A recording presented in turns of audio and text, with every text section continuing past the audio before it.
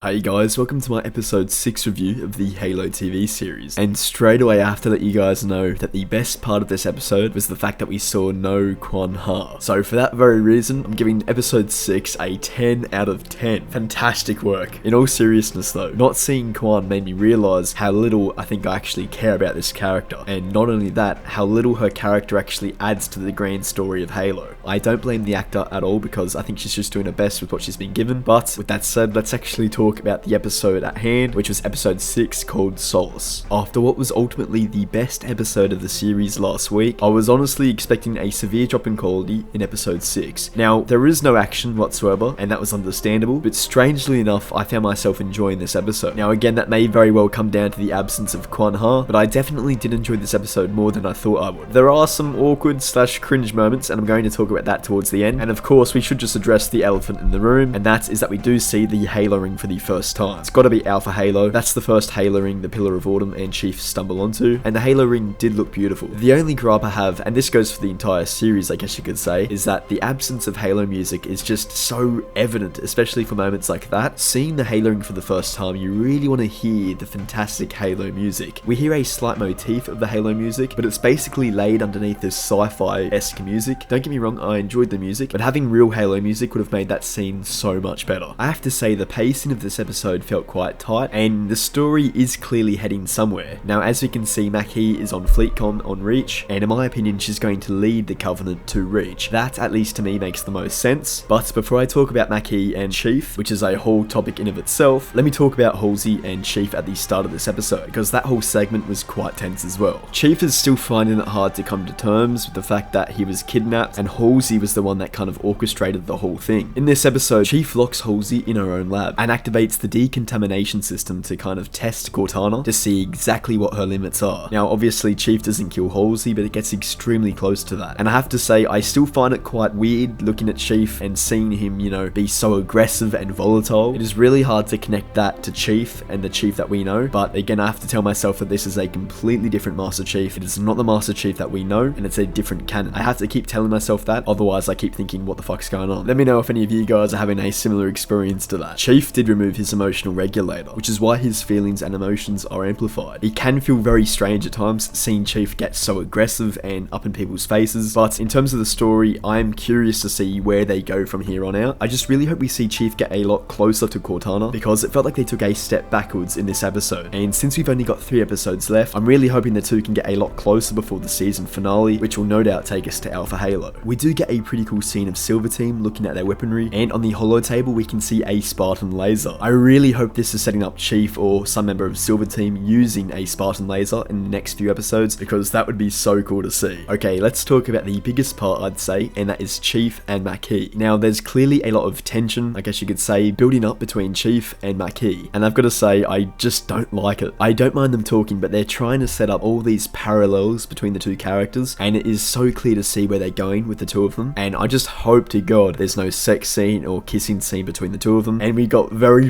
close to that towards the end of this episode. Realistically, if Chief was going to kiss or, you know, get close to anyone, I guess I'd hope it would be Kai, who was the parallel character to Linda from our canon Halo universe. I just know a lot of people are going to be cringing when they see that scene. We really don't need any drama. And to be fair, Maki is an enemy. She will no doubt try to lead the Covenant to Reach, and I really do think that's the plot line they're going to go with. Instead of the Covenant stumbling upon Reach randomly, I think having Maki bring them to Reach would make far more sense. Now in terms of the last scene itself, seeing the Halo ring was honestly fantastic. The only real downside was the absence of proper Halo music, and of course when I saw Chief getting close to Maki looking like they were about to kiss, that kind of took me out of it a bit. But again, seeing the Halo ring in a live action adaptation of the series was honestly really darn cool, and I really can't wait until Chief is boots on the ground on Alpha Halo in season 2, and again it's quite obvious that's where we're leading to. Okay, so with all of that said, I'm going to give episode 6 a 7 out of 10. This is how you do an episode without any combat. I was far more invested throughout the entire thing. There were tense moments, yes there were cringy moments, but overall I did enjoy this episode. Some of the writing is still a bit awkward, but I am invested in these characters and I am curious to see where the story will go. Very quick thank you to each and every one of you, because we've just hit 20,000 subscribers on the channel, which is a crazy milestone hit, and I can't thank you guys enough. So for all of you guys that have subbed, I really do appreciate you. And for anyone still watching that hasn't, hopefully one day I'll convince you to sub, but I appreciate you guys watching my content and just being absolutely awesome. So with that said guys, I'll catch you all in the next video. Have a good one.